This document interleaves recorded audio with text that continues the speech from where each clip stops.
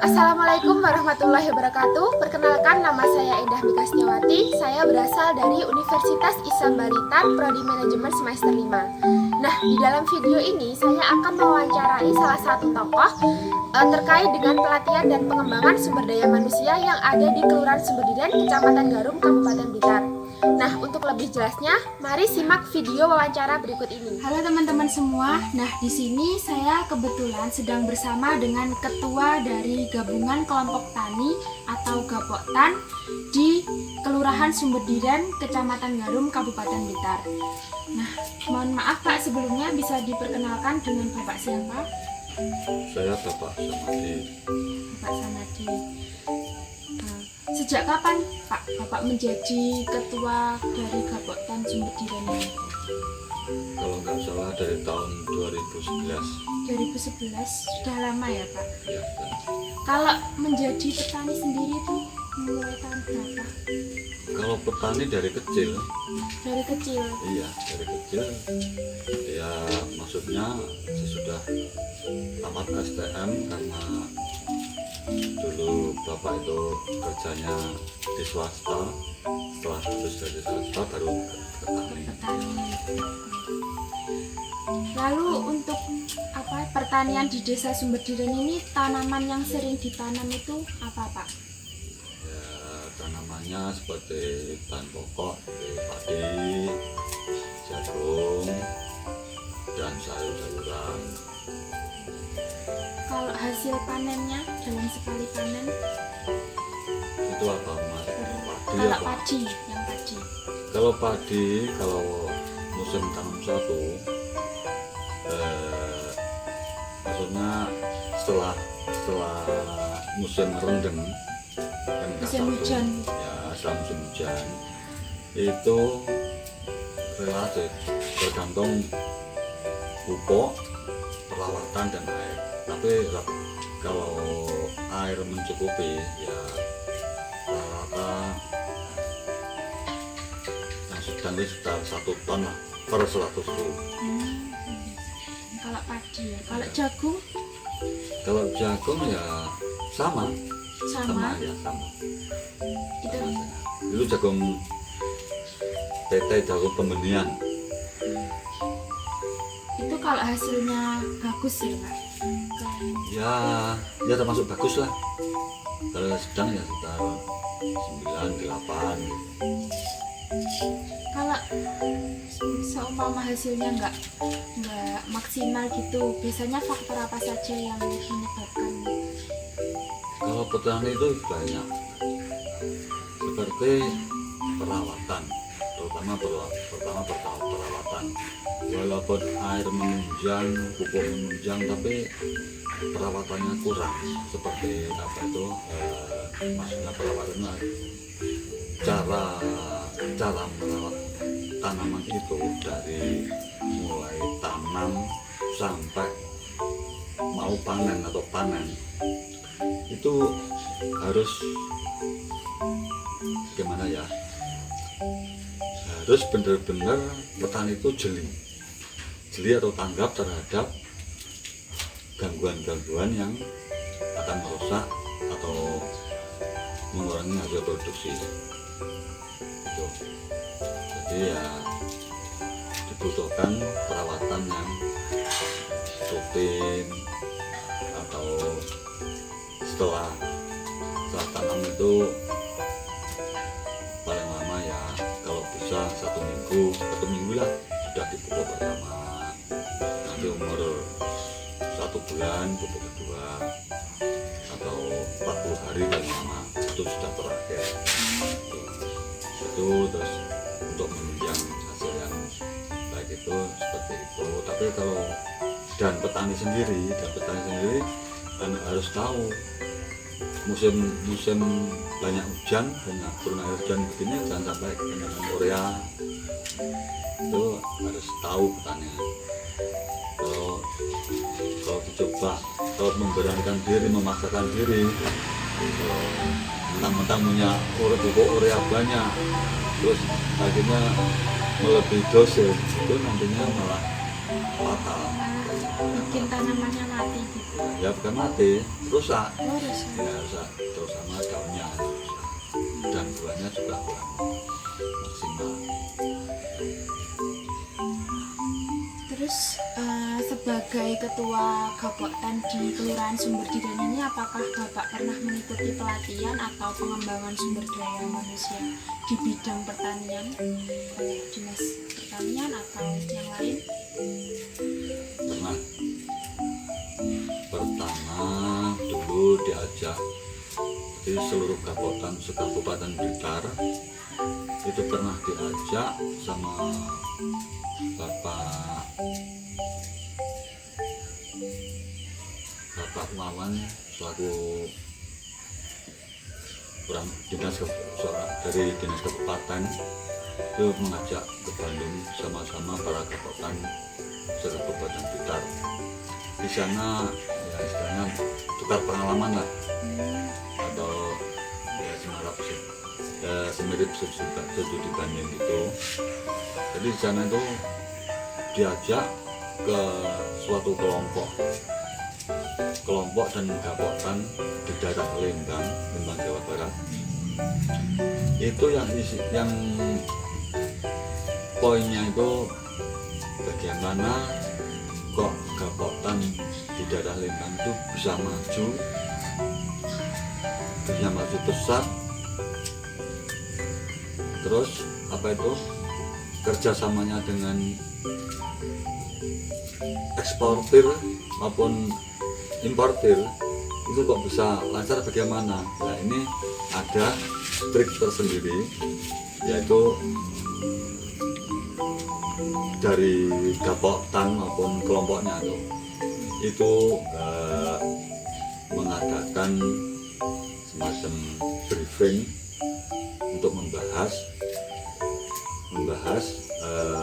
bagaimana kalau kita tuh menyatukan kelompok-kelompok di daerah Jawa Barat ini, terutama Lembang, bisa diajak kerjasama untuk menindaklanjuti hubungannya dengan para pengusaha. Nah, akhirnya dari Gapoktan ini memberanikan diri dan memilih teman-teman yang biasa bisa diajak kerjasama untuk merekrut para kelompok-kelompok maupun Gapoktan di wilayah sekitar. Akhirnya hasilnya bagus, kompak semua. Sampai sekarang akhirnya terus jalan dan hasilnya lumayan. Dan untuk pelatihan untuk pertanian itu yaitu pertama seperti membahas program pengembangan ternak 2,2 kilo per hari. Itu di sini diajak pelatihan di rumahnya Bapak Sulistyo di Selagi Talun. Ya, Ternak apa itu, Pak? ternak sapi, ternak sapi. Jadi ternak sapi itu membutuhkan ketelatenan. Seperti tanaman juga harus diperhatikan, tiap hari dimandiin, terus kotorannya disapu bersih, terus makanannya, terus kesehatannya harus diperhatikan. Untuk mempercepat pengembangan daging, meningkatnya bobot sapi itu dari Pak Setio atau dari pemerintah Blitar, Kabupaten Blitar, itu bergabung dengan MHI, yang mana MHI nanti memberi pengarahan kepada semua kelompok tani untuk menjelaskan masalah penggunaan sapi 2,2 kilo per hari. Oh ya, ini tadi masalah ternak tadi belum semuanya kami jelaskan. Pertama apa itu kan supaya bobotnya itu bisa sesuai apa yang kita harapkan, 22,2 kilo per hari itu kita seperti makanan itu yang fermentasian, jadi fermentasi dari limbah-limbah dari petani seperti jerami, batang jagung yang baru panen itu, dan kedelai, telur kacang itu bisa digiling, campur jadi satu, terus dikasih yang namanya dicampur dengan asam amino tadi lah. Tuh. Terus sedangkan pemberiannya itu ada caranya lagi tersendiri, yaitu tiap hari itu satu ekor itu berapa kilo, itu di situ ada. Bapak lupa. Ya, lupa. Ya, gitu. Kalau tadi kan per hari menaikkan berat sapi tersebut sekitar 2 kilo ya Pak? Ya, 2,2 kilo. Itu kan biasanya sapi kalau biasanya dipanen itu umur sekitar 1 tahun. Kalau yang sapi biasa Itu sapi kurang lebih ya umur 1,5 tahun atau 1,5 tahun itu sudah beliaunya beli sekitar harga 17 sampai 18 atau 20. Nah, nanti di situ yang penting kondisi sapi itu keadaan sehat, tapi kurang makannya, kurang teratur gimana, jadi masih kurus lah ya. iya. Di situ nanti kalau sudah masuk kandang itu sudah dikasih makanan yang tadi itu, seperti ya dikasih makanan suplemen, fermentasi ya. Jadi maksimal itu di kandang 4 bulan, itu dari 3 bulan ke 4 bulan, maksimal 4 bulan itu harus sudah lempar, harus sudah dijual. Ya, 3 bulan atau 4 bulan maksimal. Terus kalau selain menaikkan berat sapi 2,2 kg per hari itu pelatihan apa saja Pak? Selain dalam menaikkan Pelatihan program padi 12 ton per hektar itu dari MHI memberi ilmu kepada semua kelompok yang hadir. Kemarin itu ada 4 kecamatan barengan Bapak itu. Kalau nggak salah, pertama Selopuro, Welingi, Talun, dan Garut. perwakilan dari satu kabupaten cuma diambil 4? Enggak, nanti kan bergilir, keliling. Dari MH itu keliling, diambil 4 itu kan, mungkin. Ya, 4. Jadi itu hari pertama itu diajari membuat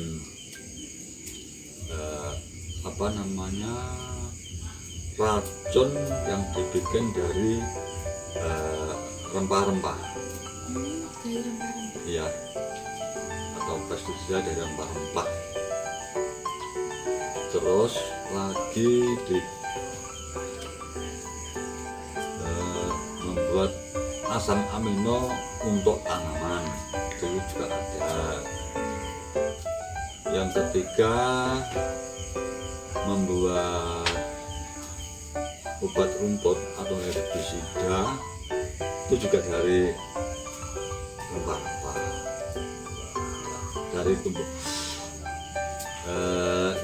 Ya termasuk apa ya, herbal lah ya nak. Iya. Herbal gitu ya. Terus apakah dari pelatihan-pelatihan yang telah diberikan tadi itu ada yang sudah Bapak terapkan di pertanian di Kelurahan Sumberdiren ini? Ya, kebetulan Bapak punya ide begini. Sebenarnya Bapak itu disarankan dari MAI menyarankan ke Bapak untuk menghubungi Bapak Lurah, nah, di mana diajak bergabung ke MHI. Jadi nanti apabila dari keluaran atau dari desa itu punya usaha mikro, jadi ini nanti mau disarankan supaya bergabung sama MHI nanti memberi pengarahan. Jadi dan hasilnya terutama di bidang petani sama ternak tadi terutama itu nanti kalau memang sudah jalan atau sudah mencoba terus berhasil, itu hasil panen itu untuk menjualnya nggak repot-repot, cukup melalui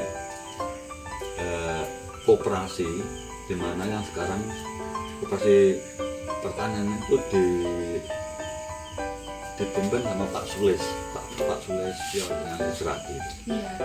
Jadi nanti hasil panen itu bisa nggak dipermainkan sama tengkorak, harga stabil dan menguntungkan, maksudnya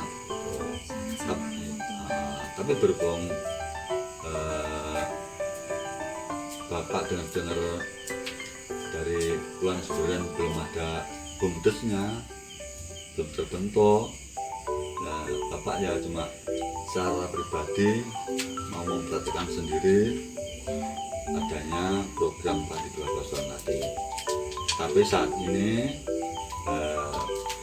hasil tanaman yang kemarin belum panen, jadi menunggu saat dulu, nanti baru akan dimulai, yaitu pada awal tanam padi tahun 2021. Tahun depan ya Pak berarti. Iya.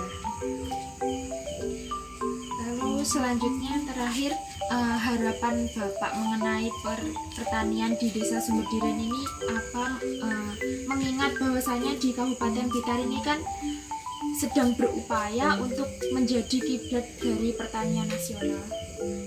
Ya otomatis ya harapan dari Bapak itu nanti semua petani itu bisa menerima adanya program ini, sehingga hasilnya bisa dirasakan bersama, bisa menambah penghasilan, kesejahteraan petani semuanya.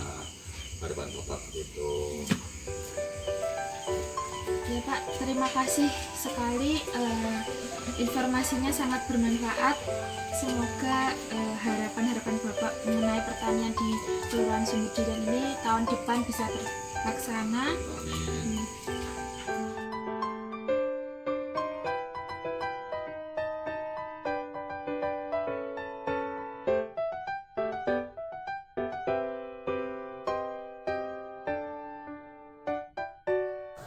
Nah, itu tadi wawancara saya dengan Bapak Samadi selaku Ketua dari Gabungan Kelompok Tani atau Gapoktan di Kelurahan Sumberdiren, Kecamatan Garum, Kabupaten Blitar, mengenai pelatihan dan pengembangan sumber daya manusia di bidang pertanian. Cukup sekian. Wassalamualaikum warahmatullahi wabarakatuh.